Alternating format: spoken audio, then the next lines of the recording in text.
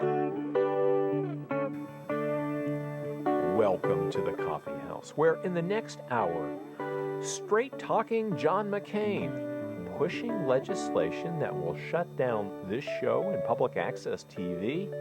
Say it ain't so, Richard Turner, Executive Director of Montgomery Community Television.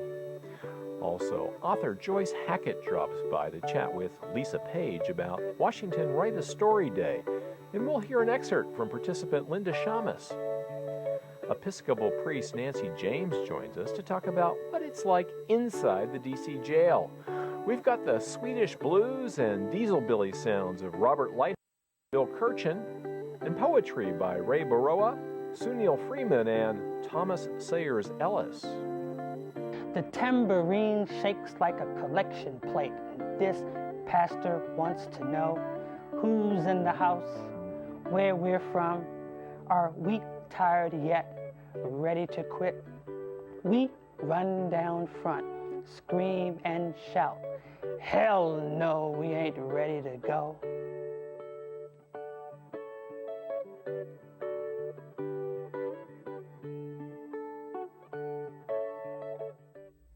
Welcome to the forum at the Coffee House.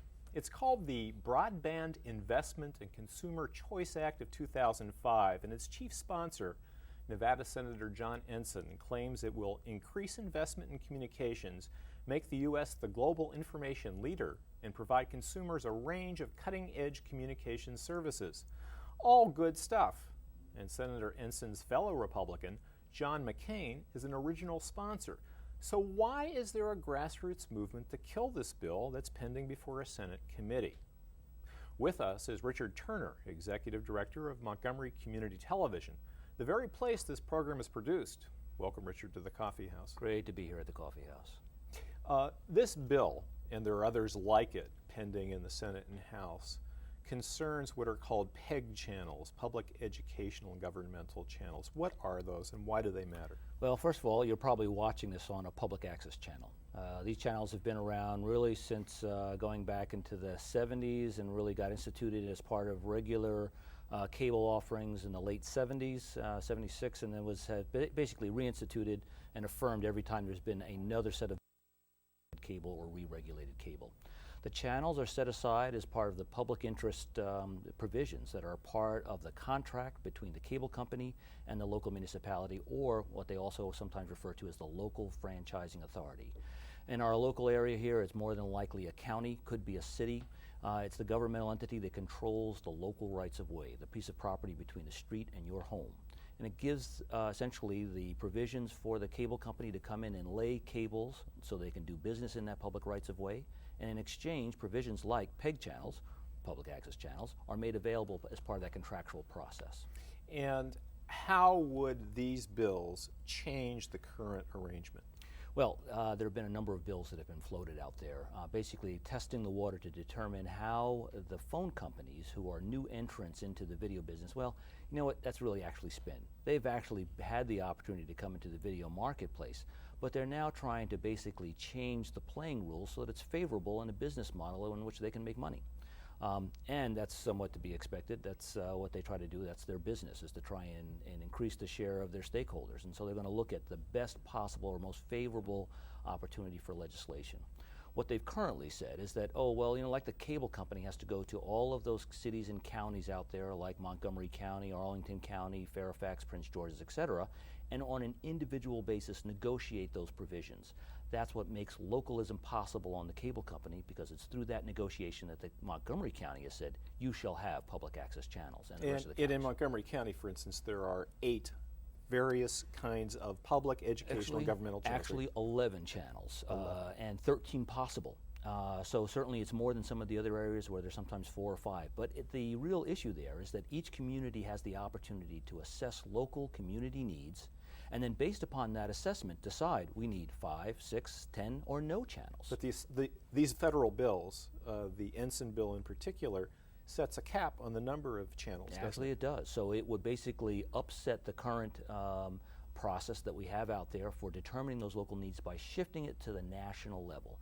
What they're basically saying is, the phone companies are saying, is that, you know, we want a way around this. Instead of dealing with the local municipalities, we want to deal with the FCC. and therefore bypass all of this potential for localism, bypass the regulatory process and anything that's related to that, so that they could essentially require the franchise to be happening in an area as large as they might want as their contiguous current service area. So a company like Verizon or SBC could have a franchise for their current service area.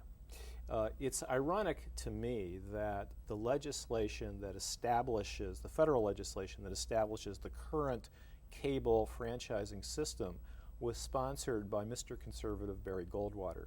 And here we have a successor senator from Arizona, Republican, John McCain, and another Republican.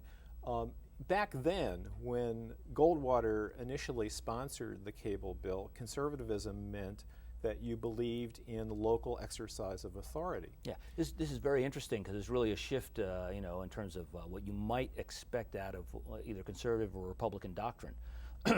No larger federal government.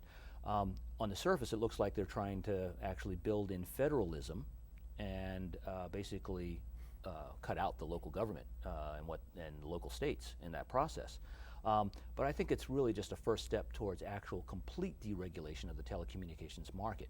What's interesting is that they hold up the internet as sort of the model. Oh, this is a free market model.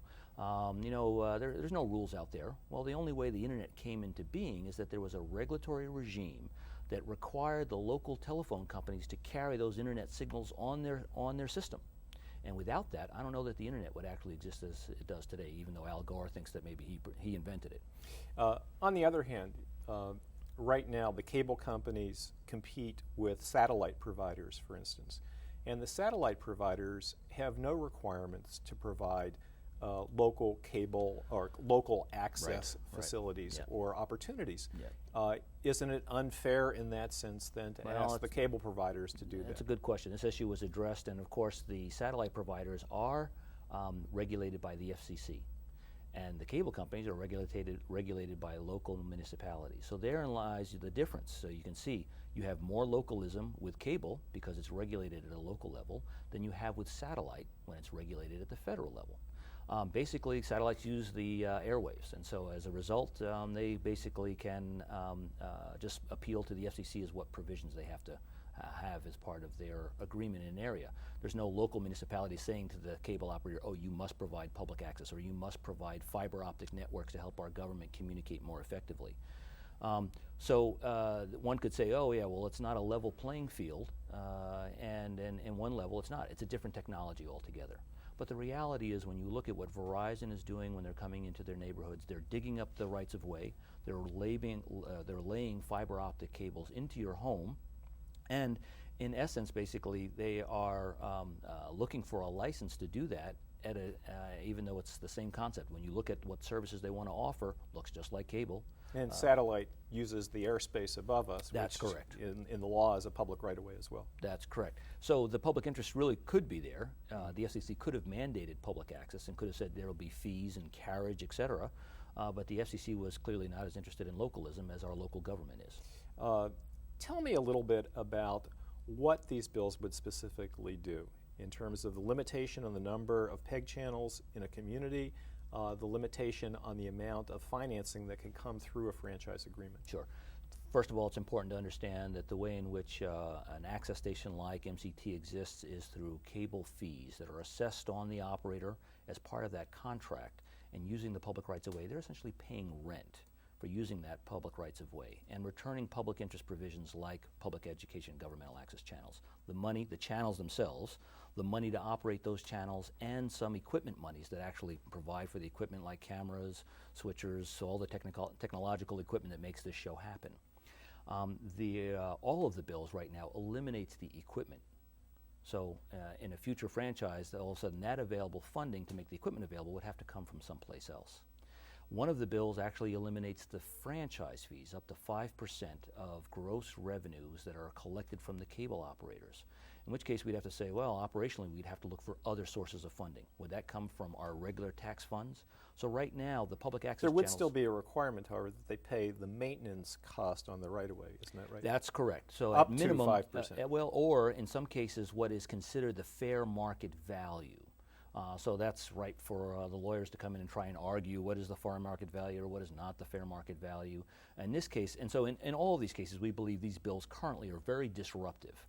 They'll create a level of chaos in the marketplace. But isn't chaos kind of inevitable when you're dealing with emerging technologies, and we're moving from 20th century models to 21st century models? Certainly, and that's the biggest challenge, I think, for the regulatory requirement or regime, again, is to keep pace with that technology. Because now as these new technologies come into place, they're wondering, okay, well, is this the same thing as cable? Or is it like the phone company? And what they're attempting to do is define it as something totally new. So there's actually a fourth bill out there. That fourth bill calls it BITS, broadband internet television service or telecommunications service, I think it is, something like that. And so it attempts to carve a whole new framework that would include things like specialized internet ISP kinds of provisions, et cetera. And so it's really challenging for anybody out there and the average person who's watching to get their arms around this. I would just generally suggest that you could go to MCT's website, www.mct-tv.org, and we'll have a summary of these bills and what's happening. So one of those bills, and I think it's important to point out because we're talking about Republican sponsorship of these bills, but in fact, Congressman Albert Wynn, a Democrat from Prince George's, Montgomery County, is a sponsor of one of these other bills. Actually, in two cases, in two bills, there actually is bipartisan introduction of the bills. And so what's interesting about that is that, of course, there is a certain amount of appeal about, how can we deal with this new technology? And we need to get stimulation of investment in our information infrastructure.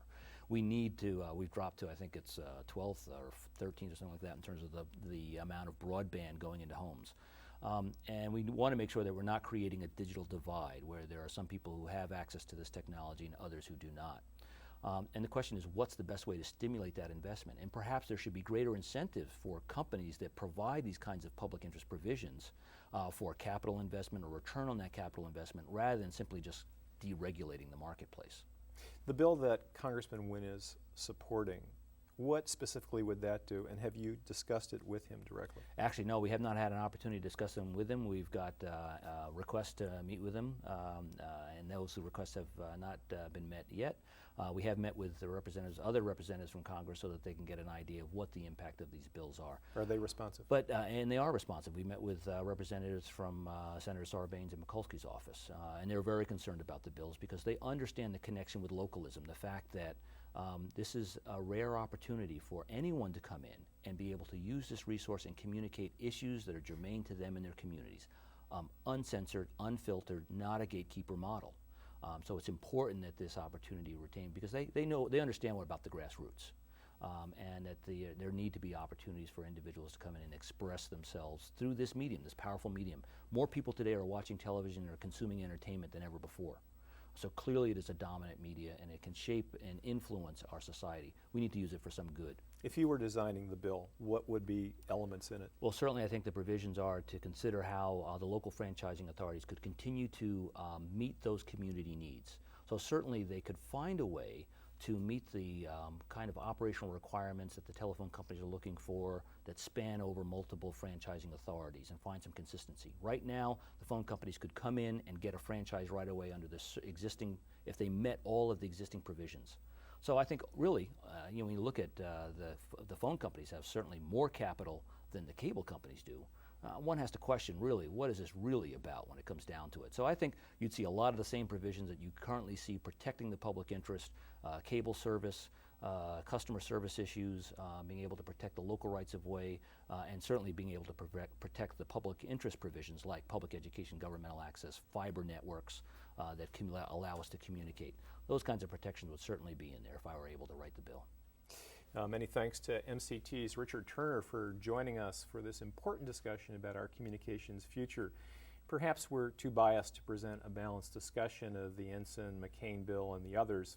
After all, this show exists because Montgomery County is able to negotiate a meaningful cable franchise agreement with video service providers.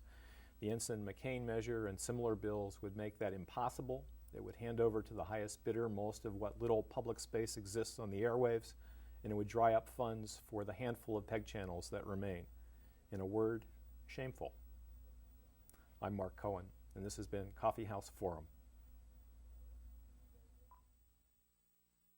Most importantly, I want to thank my public employees that have worked 24/7, that burn out, the doctors, the nurses. And I want to give you one last story, and I'll shut up and let you tell me whatever you want to tell me. The guy who runs this building I'm in, emergency management, he's responsible for everything. His mother was trapped in St. Bernard Nursing Home, and every day she called him and said, "Are you coming, son? Is somebody coming?" And he said, "Yeah, Mama, somebody's coming to get you. Somebody's coming to get you on Tuesday. Somebody's coming to get you on Wednesday. Somebody's coming to get you on Thursday. Somebody's coming to get you on Friday." And she drowned it Friday night. She drowned it Friday night. Mr. President, Nobody's coming to get us. Nobody's coming to get us. The secretary has promised. Everybody's promised. They've had press conferences. I'm sick of the press conferences. For God's sakes, shut up and send us somebody.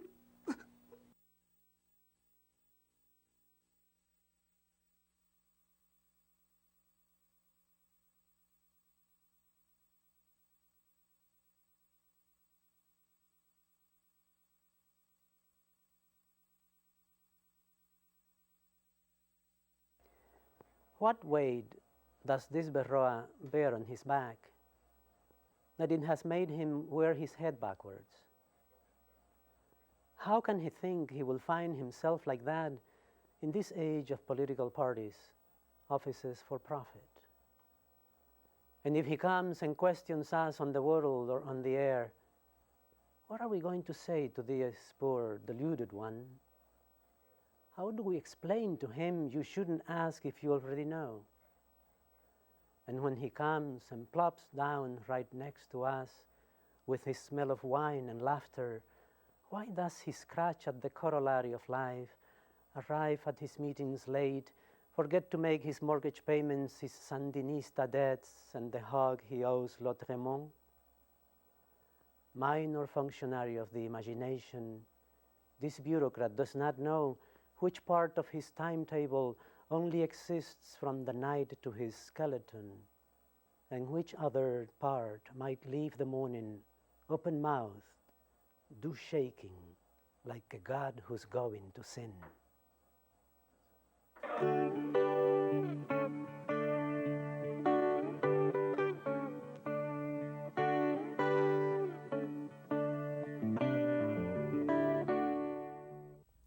Welcome to Writer's Block at the Coffee House. A community is like a ship, wrote playwright Henrik Ibsen. Everyone ought to be prepared to take the helm. Community is central to our lives and requires real commitment. And my guest tonight has taken the idea one step further, sharing her art as a writer with the community of Washington, D.C. She created Washington Write a Story Day, held Columbus Day weekend, which included writing workshops all over the city. Joyce Hackett is a novelist and activist.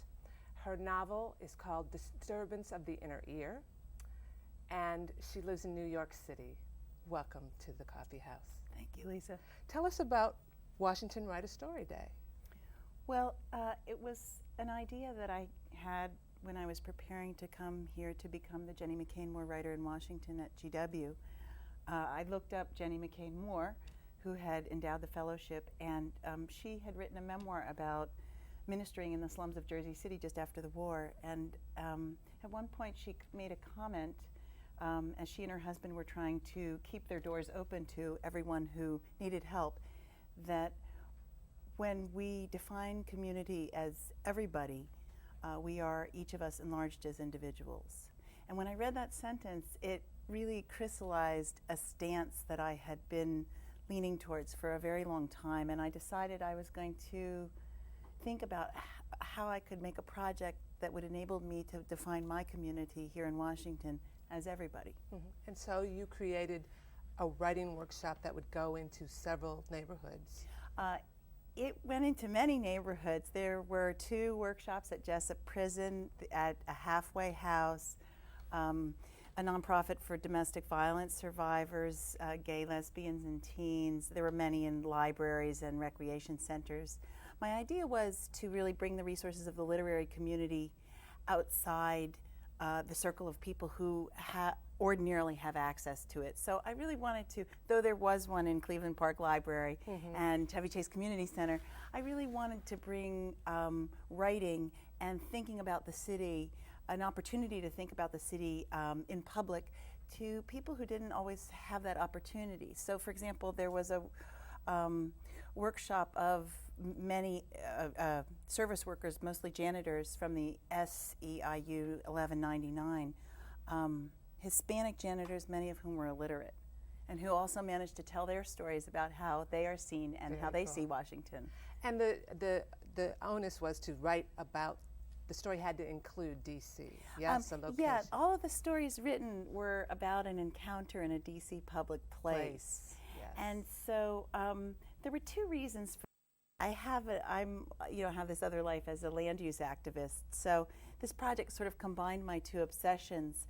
But I have been thinking also for a while about this with the book that I'm writing now, which is called Manhattanville, which is about a community board in Harlem, about the ways in which public spaces actually enable democracy by giving a place for everyone to have a voice. So it's sort of the precondition by which a real variety of groups and a variety of people have an opportunity to speak. And so without those public spaces, democracy isn't possible. So I both wanted to explore public space and create it. So let's take a look at one of the workshops in progress with Lisa Schamess, writer Lisa Schamess. It was finally getting dark, that intense depth-charge blue twilight she loved best, when Fanny got off the bus at Q Street and crossed toward Kramer Books and Afterwards, where she worked. The bookstore shed its cool fluorescence like an aviary. She stopped to light a cigarette and get her last moments alone, watching the bookstore customers through the glass as they dipped and swooped to reach books on low and high shelves in the bright space. Through the glass, she spied her friend Billy. He motioned to another clerk to take over the register, then came outside. Fanny inserted her register key to get her zero balance for the shift. The lone customer in her station was the sad, tall guy who came almost every evening to nurse 2 glasses of red wine while he read or sketched. He rarely spoke, except to say thank you.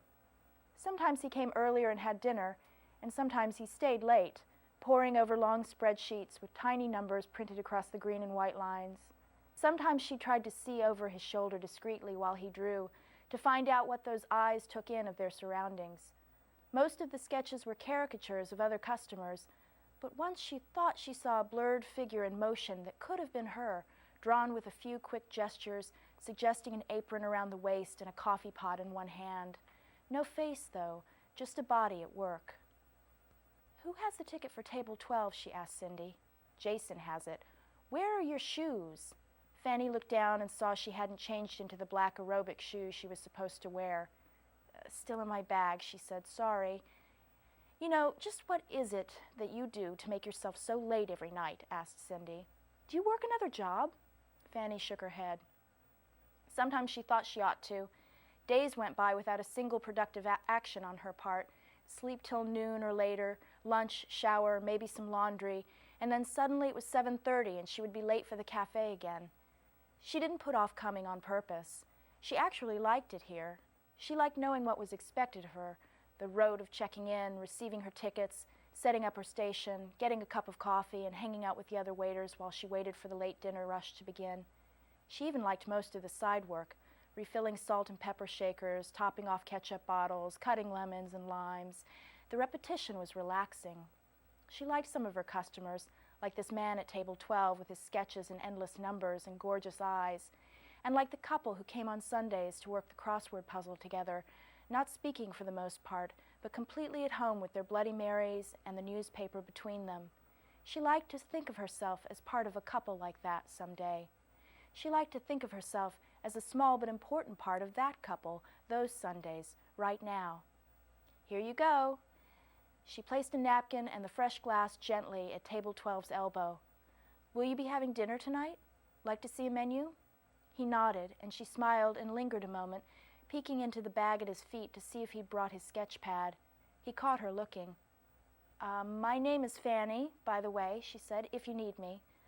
"Oh, okay, Fanny. I will let you know when I need you. Okay then, please do. Okay, I will.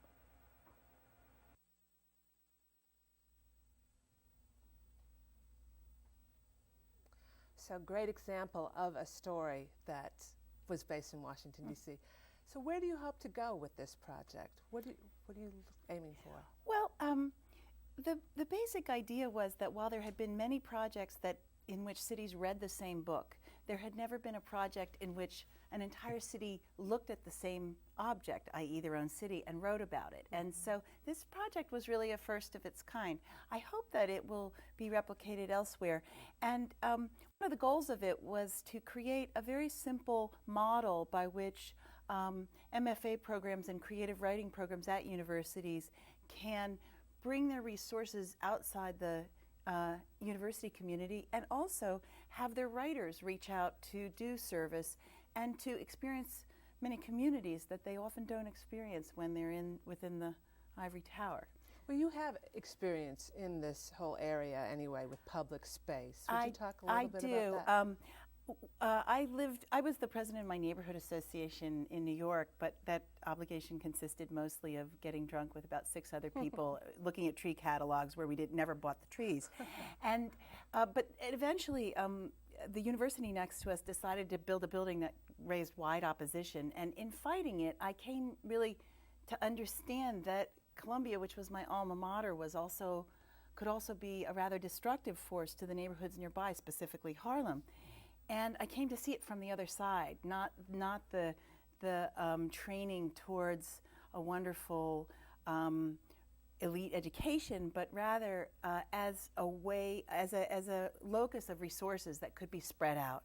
And so I eventually became the chair of a land use coalition of 38 community groups that worked to advocate for better public spaces and more effective land use, basically. I think I'm the only fiction writer on the face of the planet who thinks zoning is an interesting word. But it's so fascinating that you have this commitment to public space and that this is something that you've worked on both in New York and now in Washington, D.C. I'm really interested. I'm really interested to see if one can map a city via storytelling. And I'm interested in the ways that places hold the history of a community, can hold the history of a community.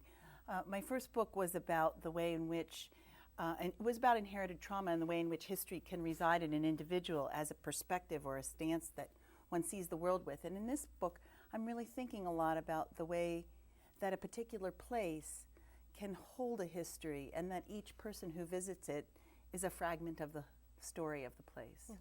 And by doing Washington Writer Story Day, you've set up these neighborhoods to explore their histories in a way, in the sense that you've got community residents coming to talk about or to try to write about their experiences in a public place. Yeah, you know, you can always tell when you have a clunker community service idea because nobody really wants to do it and you have to pump it like, life support.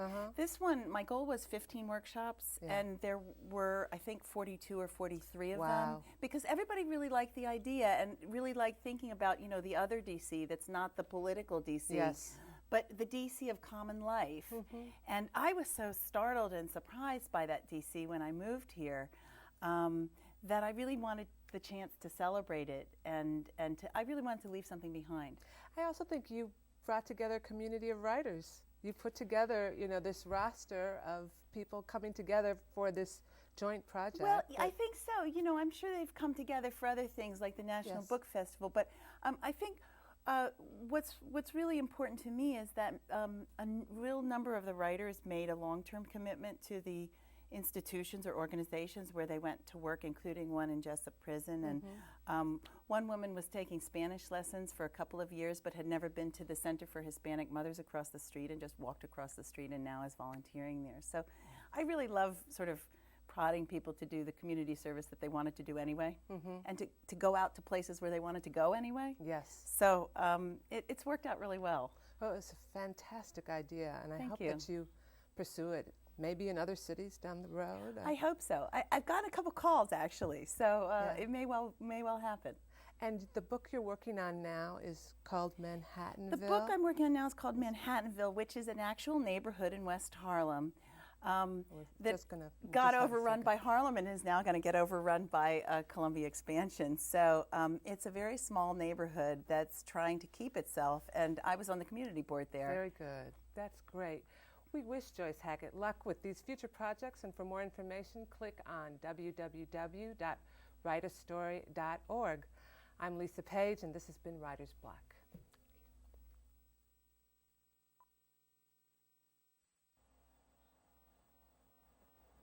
Einstein's in a bar, and there's this gorgeous physics groupie next to him. She's thrilled. Einstein's pretty happy himself. He can see the potential trajectory of the evening. She wants to know how he came up with trains, clocks, bullets. He tells, and at the time Heifetz, exasperated, shouted, "Can't you count?" at an informal chamber music get-together. He laughs and fiddles with his hair, wondering if he should explain who Heifetz is. But she whispers dreamily, "I cherish his recordings with Piatigorsky." He looks deeply into her dark eyes, imagining how he'll take off her glasses. That thought takes him somewhere else, and it takes a moment to figure out where he is. Then he turns and raises his glass to hers. They both conspire, so their fingers touch briefly as the glasses meet. Einstein's wife barges in and sees them cooing at the bar. She can do the math, and it looks more like biology than physics. Einstein turns, sees his wife, who's bearing down on them like a speeding train, shouting, "I'll unify your field, you no good lousy." His eyes get that deer-in-the-headlights look. He half recovers and says the punchline, "I can explain everything."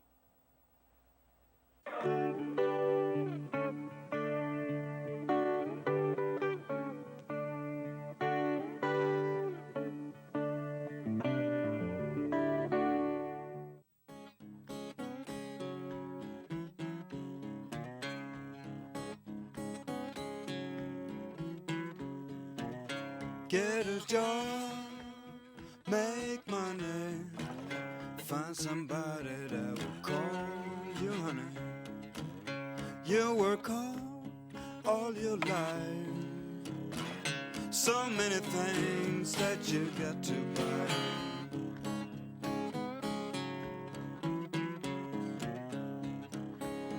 A machine, a machine. The machine. Electricity, oil, and gasoline. We got everything. Fade the machine.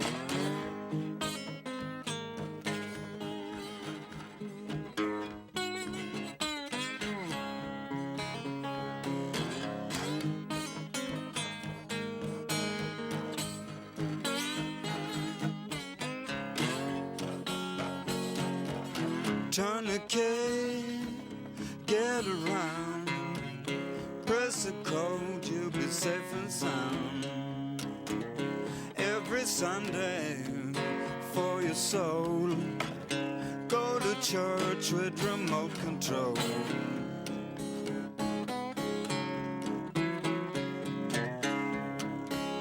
The machine, the machine.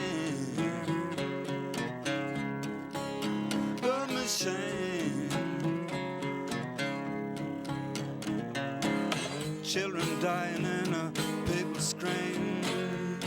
We do what we got to and feed the machine.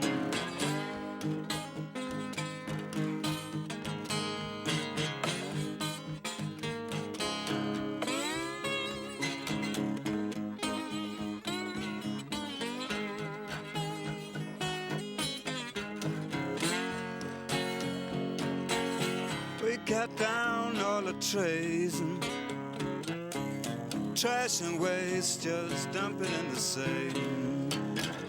question is, you have to admit, does it work for us or do we work for it?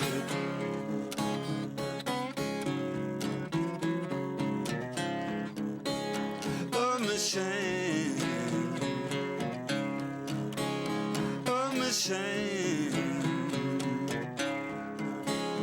a machine. If it don't do something new, change the same, it won't be nothing but the machine.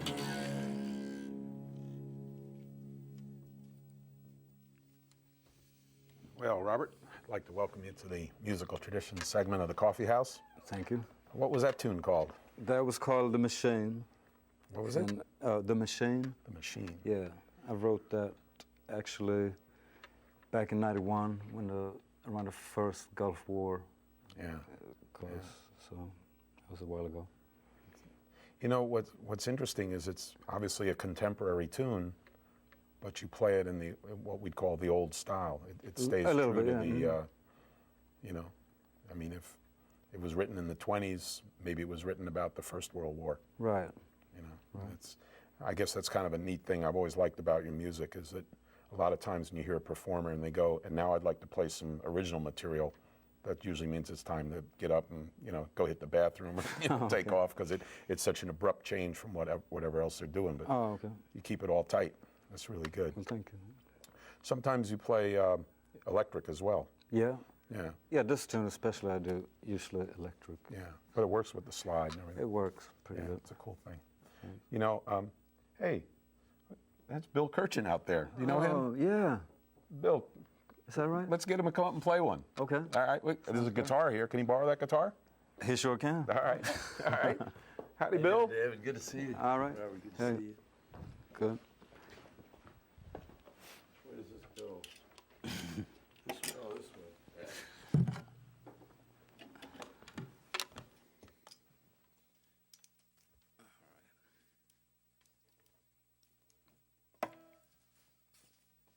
What's on the menu, Robert?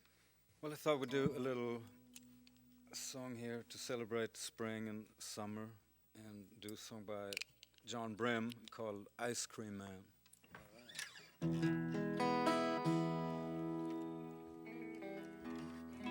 Is that okay?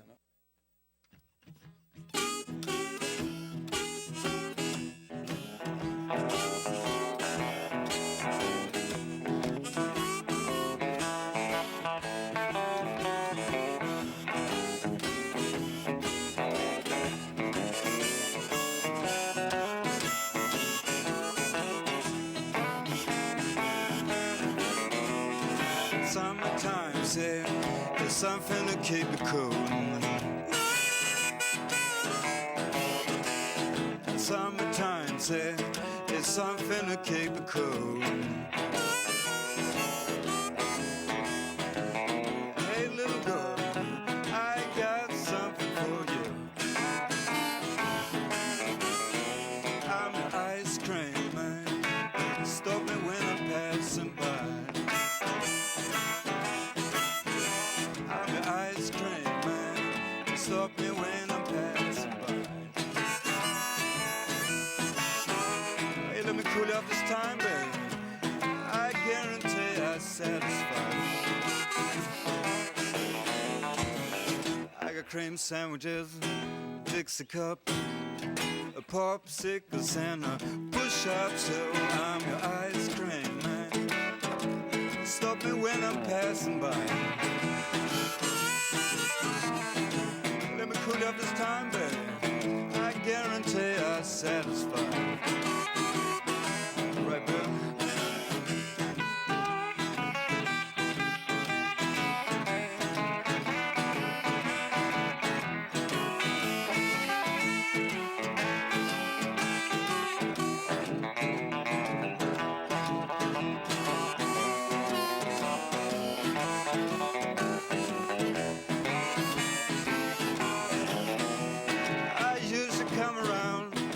About 11 o'clock. I usually come around. It's about 11 o'clock.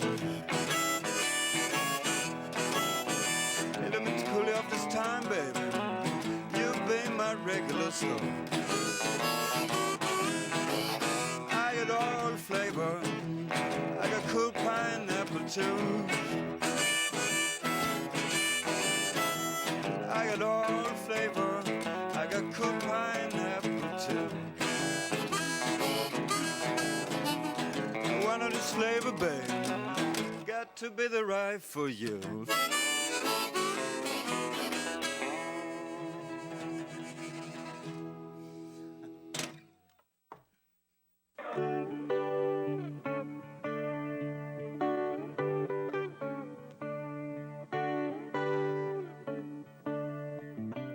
A mixed congregation, sinners, worshipers, hustlers, survivors, all that terrible energy locked in, trying to blend.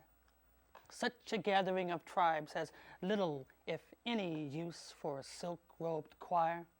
Members bring their own noise, own souls. In the avenue, crew will tell you, nothing comes closer to salvation than this. Here, there is no talk of judgment, no fear.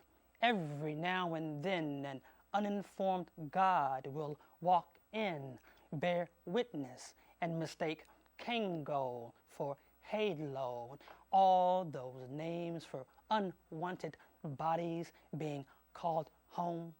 Arms raised to testify, waving from side to side, fists flying like bullets, bullets like fists. Above the snare, 2 sticks make the sign of the cross, then break a divorced crucifix. The tambourine shakes like a collection plate. This pastor wants to know who's in the house, where we're from.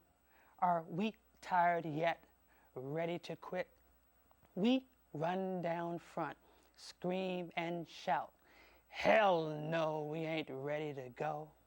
The organ hesitates, fills the house with grace, good news, resurrection and parole, a gospel of chords rising like souls. Up, up, up, up, down, down, up, up, up, up, down, up, up, up, up, down, down, up, up, up, up, down. The cowbell's religious beat, a prayer angel ushered through dangerous air.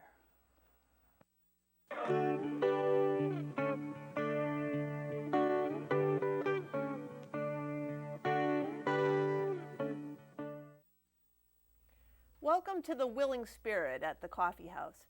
My guest this month began her work as an Episcopal priest, not in a local church, but in jail. Nancy James worked at the Washington, D.C. jails as a substance abuse counselor when she was in seminary, and after graduating, she taught English at a prison in Virginia. Nancy's written about these experiences in her recent book, Standing in the Whirlwind.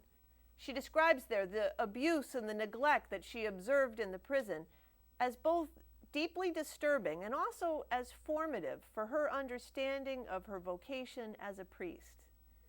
Nancy now serves as a priest associate at St. John's Lafayette Square, a church that's right across the street from the White House. But prisoners are still very much on her mind. Along with several colleagues, she's formed the Coalition for Justice at the D.C. jail that's begun to bring the horrendous and illegal conditions at the D.C. jail to public attention. Reverend James, thank you so much for joining us on the Coffee House. Thank you for having me. So it's been at least a decade or so since you've worked in the D.C. jail yourself. How have conditions changed since you were there? Well, I was there as a substance abuse counselor when I was in seminary, working with all sorts of people that were incarcerated there. And what I saw then was extraordinarily overcrowded. There was about 1,600 persons there, and I was really horrified at the overcrowding. But currently, we can have as many as 2,400 or 2,500. So the number of people incarcerated has ballooned almost unimaginably. And has the jail expanded its buildings during that period of time? No, it hasn't. The jail is essentially the same. What they've done is they've double bunked, they've pushed more people into the small spaces, they move them around a lot, and so the conditions are much worse than they were when I was there. Now, I know you've been away from D.C. since the time that you worked in the jail originally, and now you've come back. How did this get back on your radar screen? How did you become aware of the ongoing troubling situation at the jail? Well, it never completely left my mind because I had never seen such suffering before, and I've never seen it such since as I had at the D.C. jail. But then in 2003, they passed the Jail Improvement Act, and I was so pleased. They were Who passed the act? Washington, D.C. City Council, and it was signed by Mayor Anthony Williams. And the act said they had to have a legally set number, a cap on the number of inmates in the jail. So I was really delighted. But then in the years since this law has gone into effect, Mayor Williams has refused to set the cap. So it began to kind of grow in my mind what a horrendous thing was going on. We have a law for Washington, D.C. jail that the mayor is flaunting and not following. So the law is that there needs to that a cap needs to be defined or assigned, and that cap hasn't yet been stated? The cap has not been stated. There was one consultant hired who recommended a cap, but the mayor and his administration have not set a cap into effect. So the number of inmates, it grows and grows and grows. But also, a young man, Jonathan Magby, died while incarcerated at the D.C. jail. He was a quadriplegic.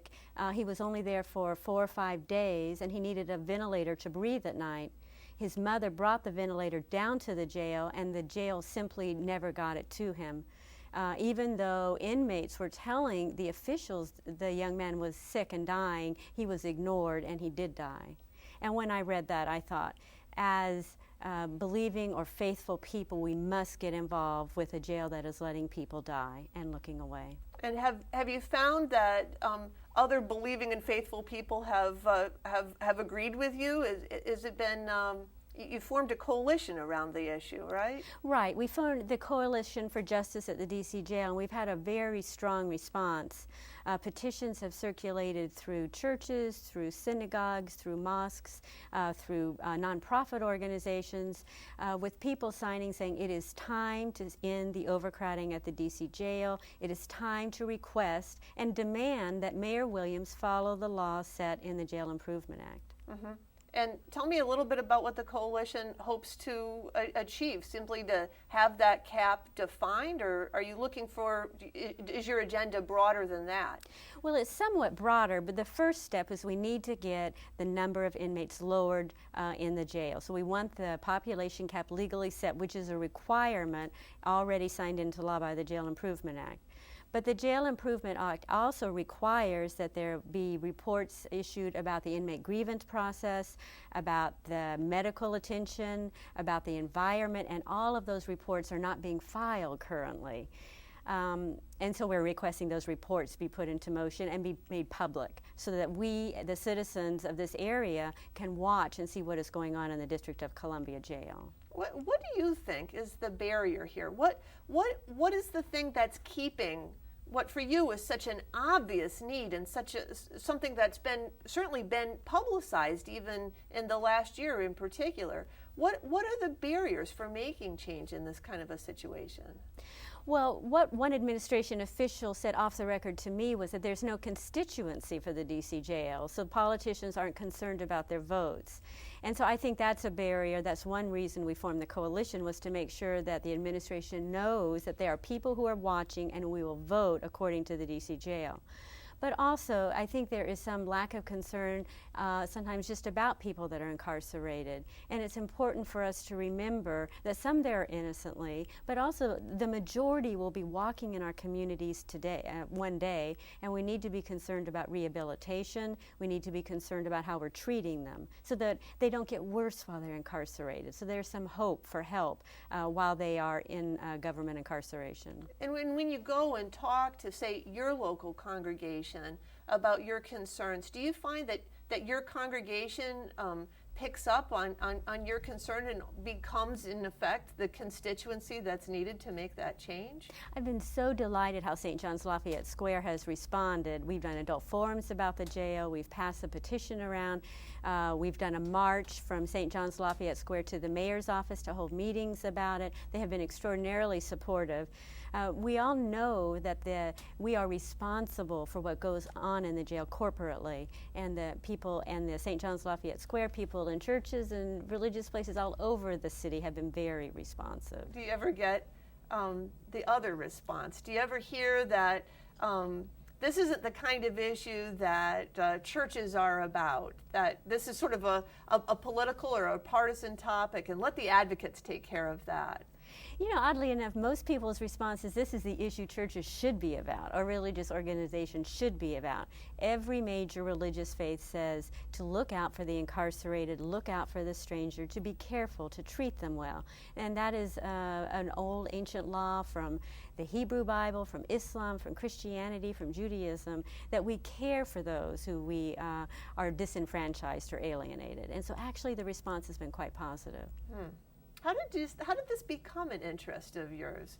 Is this something that led you deeper into ministry, or is this something that, you know, came out of your initial training to go into the ministry? Well, I think I always had an interest in those who were kind of different, or maybe not in the mainstream. Maybe I myself was never quite in the mainstream, and I never had a problem identifying with them.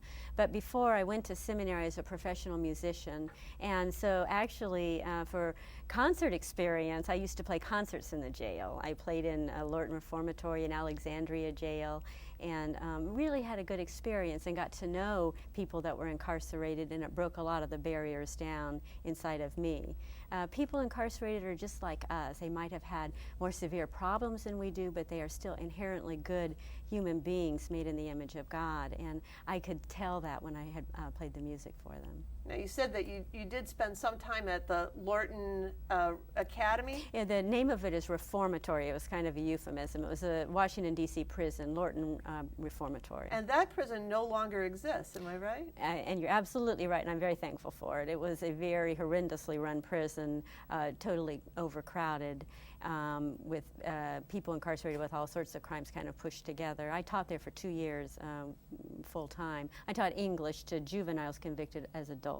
So they had done very serious crimes. And so does that give you some kind of an image of what might be happening on the inside of the D.C. jail these days? I think it does, but then since I've seen the D.C. jail, I saw how crowded it was. I saw the conditions. The images are kind of stark and nightmarish in my mind of men and women pushed together in spaces way too small. They can be suffering medically, they can be having problems with a substance abuse problem and not getting the help. And since the murders in 2002 and 2003, two people were murdered there, they're under lockdown a great deal of time.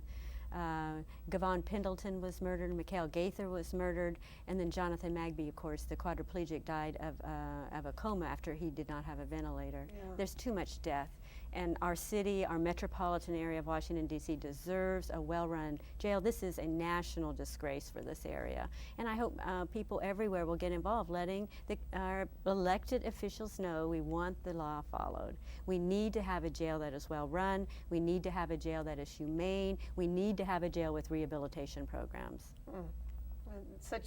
It's an inspiration for me to hear your passion around the issue. If somebody did want to become more involved with the jail, is there any way that they can develop a relationship with, is it possible to go in and to see what's going on there, or?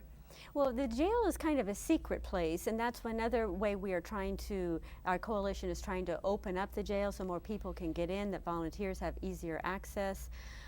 So it has traditionally been kind of a secret place in Washington, D.C. It's not easy to go in. Sometimes you can get in through your elected officials, but there are wonderful people working there. I will say that. There's wonderful chaplains, there's wonderful volunteers, and there is a wonderful visitor service center there, so there are places definitely to volunteer. And there's always people, the D.C. jail needs books, it needs help of all kinds. Tell me about things that might be coming up in the coalition's work in the coming months, or What should we keep an eye out for? Well, I would keep our eyes on the Washington, D.C. City Council. Are they going to require Mayor Anthony Williams to follow the Jail Improvement Act? There will be testimonies in October and November where reports should be filed. They have not been filed traditionally. I would write Anthony Williams letters, or whoever the next mayor will be, saying, we want the D.C. jail to be a decently run, humane prison. We want to be a standard or a model for the nation's capital, not a national disgrace and shame about it. And I hope that you continue to persevere in your work and bring those connections between what the church can do and inside its walls in preaching that message, and how the connections that we can make in the broader world. Mm-hmm. Thanks so much for sharing your concerns about the conditions of prisoners at the D.C. jail. But thanks also for sharing your conviction that such conditions call us to activate our faith. For many of us, it's in the public realm, as you have said, where our faith comes alive. Mm-hmm. I'm Heather Kirk-Davidoff, and this has been The Willing Spirit.